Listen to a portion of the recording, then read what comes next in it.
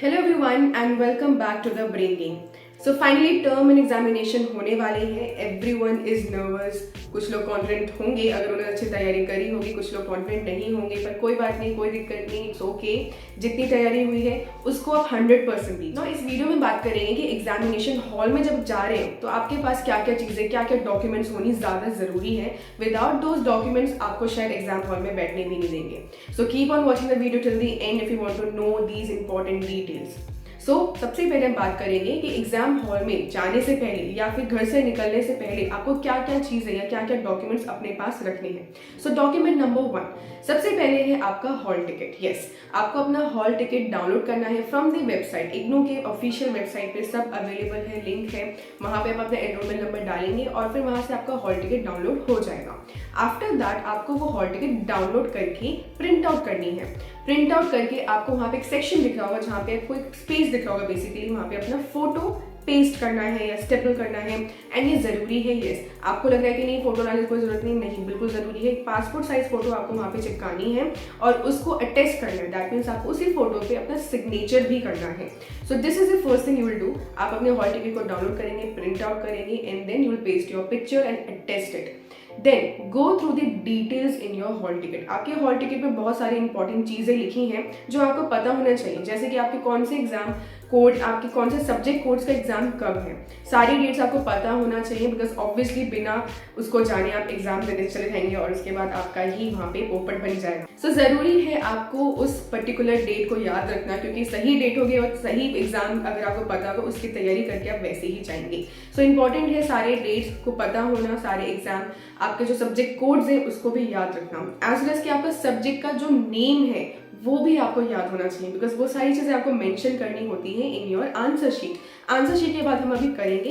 First of all I hope सबको completely समझ आ गया है कि आपके हॉल टिकट क्यों इंपॉर्टेंट है, उसमें क्या क्या डिटेल्स हैं, उसके अंदर स्टडी सेंटर कोड एंड आपका जो भी आपके कोड्स होते हैं पे मेंशन है, तो वही सारी चीजें आप अपने आंसर शीट में भी मेंशन करेंगे। So this was all about hall ticket. Number 2 document which is important, that is your IGNOU ID card. आपका जो इग्नू आईडी कार्ड है वो भी बहुत इंपॉर्टेंट है। आपको अपने साथ वो फिजिकल आईडी कार्ड लेके जाना जरूरी है। नाउ यहाँ पे हमारे पास 2 टाइप की इग्नू आइडेंटिटी कार्ड्स हैं। एक है आपका प्री पैंडेमिक, जो कि बेसिकली एक ऐसा कार्ड आपके स्क्रीन पे आपको नजर आ रहा होगा, ये ऐसा कार्ड होता है। ये आईडी कार्ड आपको लेके जाना होगा और इसमें जरूरी है कि आप इसे अटेस्ट करवा लें। अटेस्ट नहीं करवाया तो आप अपने रीजनल सेंटर में जाएंगे और उसे अटेस्ट करवा लेंगे। दैट इज कि आपको सिग्नेचर्स चाहिए बेसिकली। इसके बाद आपके पास पोस्ट पेंडेमिक आइडेंटिटी कार्ड है। इस कार्ड में ऑलरेडी अटेस्ट हो चुका है, ये आपको करने की कोई जरूरत नहीं है, लेकिन आपको उसका प्रिंट आउट लेके आपको जाना पड़ेगा। एंड हो सके तो उसे लैमिनेशन भी करा लीजिएगा सो दैट कि ये आपका प्रोटेक्टेड रहे। नाउ ऐसे स्टूडेंट्स भी हो सकते हैं जिनके पास इग्नू आइडेंटिटी कार्ड नहीं है, तो ऐसे में क्या करें। कोई चिंता की बात नहीं है। अगर आपके पास आईडी कार्ड नहीं है फॉर एनी रीजन, तो आप अपने साथ अपनी कोई भी आइडेंटिटी कार्ड लेके जा सकते हैं। It can be Aadhaar card, it can be a voter ID card, लेकिन बेसिकली आपके पास एक आइडेंटिटी कार्ड होना चाहिए, right. Now the next important thing you have to carry with yourself is your mask and sanitizer. Okay, mask तो बहुत important है।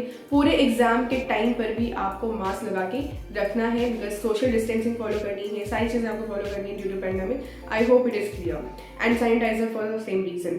And the next thing is that आप अपने साथ अपना वाटर बॉटल भी लेके जाएं, क्योंकि बार बार बाहर जाना आपको ज्यादा अलाउड नहीं होगा। The next important thing which you may be confuse about, कि क्या हम अपना मोबाइल फोन अपने साथ लेके जा सकते हैं या नहीं जा सकते हैं। मोबाइल फोन एक ऐसी चीज है जो हर किसी के पास होती है और बहुत इंपॉर्टेंट भी है ऑब्वियसली, बट क्या हम उसे एग्जाम हॉल में लेके जा सकते हैं? नहीं। ऑब्वियसली आप अपना मोबाइल फोन अपने साथ लेके जा सकते हैं, लेकिन जब आप एग्जाम दे रहे हो तब आपका मोबाइल फोन आपके पास नहीं होना चाहिए। जो आपका इन्विजिलेटर होगा वो आपको बोलेगा कि अगर आपके पास कोई फोन है तो आप अपने बैग में रख दें और बैग आपका रूम से, एग्जाम हॉल से बाहर रखा जाएगा। And if you are caught with your mobile phone, तो हो सकता है वो आपसे कॉन्फिस्केट कर लें, आपसे मोबाइल ले ही लेंगे। इससे अच्छा है कि आप अपने पास फोन ना रखें, अपने बैग में रख लीजिए और उसे बाहर रख लीजिए। Now the next thing is कि क्या हम अपने साथ चिट्स लेके जा सकते हैं या नहीं। ऑब्वियसली आप अगर आप कुछ चीटिंग करने का सोच रहे हो तो आप ये कर तो लोगे, लेकिन अगर आप पकड़े गए देन बहुत सारे बहुत ज़्यादा स्ट्रिक्ट एक्शंस आपके खिलाफ लिए जा सकते हैं। उसको करने से पहले आप 100 बार सोचिए, चिट्स ना लेके जाएं। जितना हो सके अपना 100% दीजिए। जितना भी आपका सिलेबस कंप्लीट हुआ है, just do not worry and don't panic. जितना हुआ अच्छे से करके जाइए कि भाई मैंने इतना पढ़ लिया है। अगर मैंने पूरे सिलेबस का 50% पढ़ लिया है तो 50% आपका 100% होना चाहिए कि आपको उस 50% में से कोई सवाल पूछ लिया जाए तो आप इजीली उसका आंसर कर सकते हो। ऐसा नहीं होना चाहिए कि आप यहाँ से एक चीज़ें पढ़ रहे हो, उधर से भी चीज़ें पढ़ रहे हैं और फिर उसका पूरी खिचड़ी बना लेते हैं। तो ऐसा ना करें, जितना कर रहे हो आप उसको अच्छे से कर लो at least, and then give your exam stress free होके। और अगर आपका अच्छे से एग्जाम नहीं होता है तो री अटेम्प्ट आराम से कर सकते हो नेक्स्ट सेशन में, कोई दिक्कत की बात नहीं है।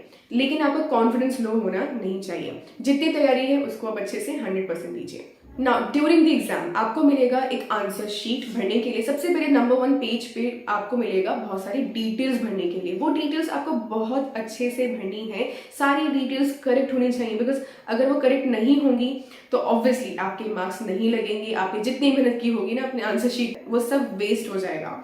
सो ऐसा ना करने के लिए डबल चेकिंग करें, ट्रिपल चेकिंग करें कि क्या आपने अपना नाम सही लिखा है या नहीं, स्पेलिंग ठीक है कि नहीं, क्या आपने अपना एनरोलमेंट नंबर ठीक लिखा है या नहीं।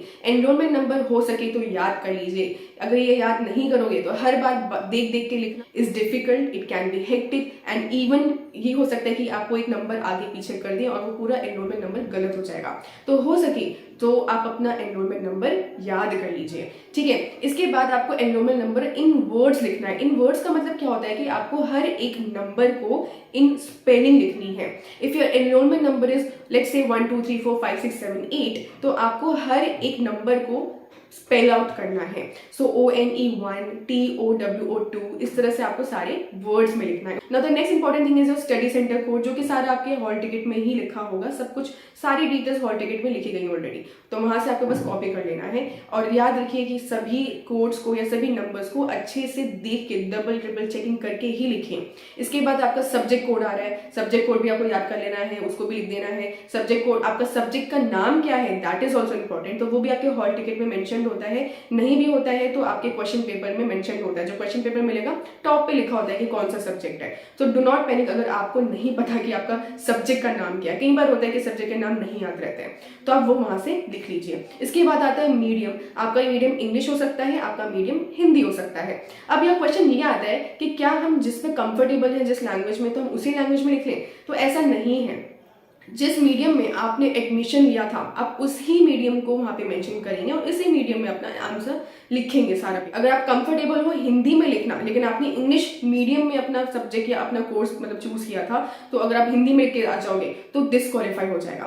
तो I hope it is clear कि जिस मीडियम में आपने एडमिशन लिया था आप उसी मीडियम में अपना वहां पे लिखेंगे कि आपका वो मीडियम है, एज वेल एज आप अपने आंसर्स भी उसी मीडियम में लिखेंगे। So now the next thing is कि जो आपकी आंसर शीट होगी आपको वहां पे लिखना शुरू करना है। It is not important to write down the question. अगर आपको क्वेश्चन लिखना है तो आप क्वेश्चन लिख सकते हैं, बट इतना कुछ जरूरी नहीं। बट आपको आंसर नंबर अच्छे से लिखना है कि कौन सा आंसर लिख रहे हैं आप, तो उसकी नंबरिंग करेक्ट होनी चाहिए, अदरवाइज ऑब्वियसली अगेन डिस्क्वालीफाई हो सकता है, मार्क्स आपके नहीं लगेंगे।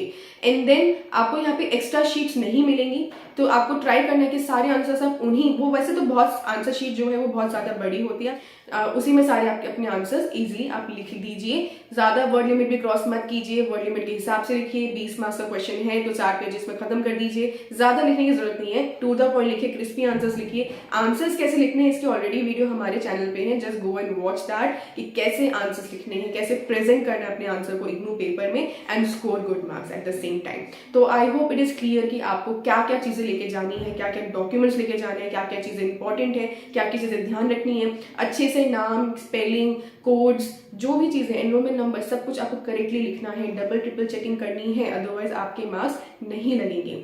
So I hope everything is clear to you. If you have any other doubts, you can just comment down below. You can also follow us on our Instagram handle at the Brain Gain, जो आपको screen पे नजर आ रहा होगा. So that's all guys. Thank you so much for watching the Brain Gain and all the best for the exams.